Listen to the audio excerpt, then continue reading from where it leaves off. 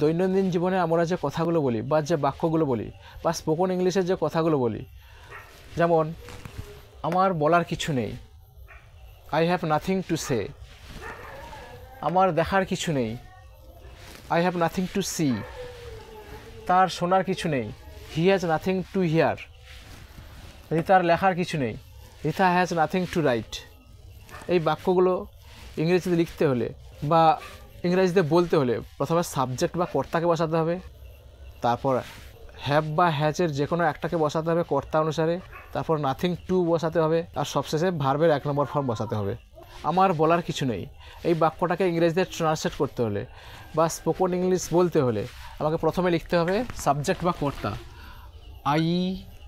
আইর পরে হ্যাভ বসে, I have. এবার নাথিং টু বসাতে হবে, I have nothing two, I have nothing two. এবার বলা ইংরেজি সে, ভার্বের 1 নম্বর ফর্ম বসাতে হবে, SAY, শেষে full stop. I have nothing to say, আমার বলার কিছু নেই। পরে বাক্য আছে আমার দেখার কিছু নেই, তাহলে I have nothing to see, আমার দেখার কিছু নেই।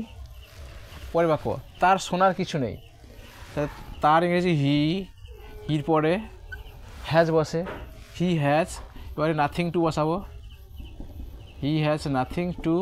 এবার শোনা ইংরেজি হিয়ার, HEAR, সেটা ফুল স্টপ। পরে বাক্য আছে রিতার লেখার কিছু নেই, তাহলে লিখবো রিতা, রিতার পরে হ্যাজ বসে, রিতা হ্যাজ। এবারে নাথিং টু দেব, রিতা হ্যাজ নাথিং টু। লেখা ইংরেজি রাইট, ভার্বের 1 নম্বর ফর্ম লিখব write. Rita has nothing to write, রিতার লেখার কিছু নেই। এবার হোমওয়ার্ক বা হোম টাস্ক থাকবে আমার শোনার কিছু নেই।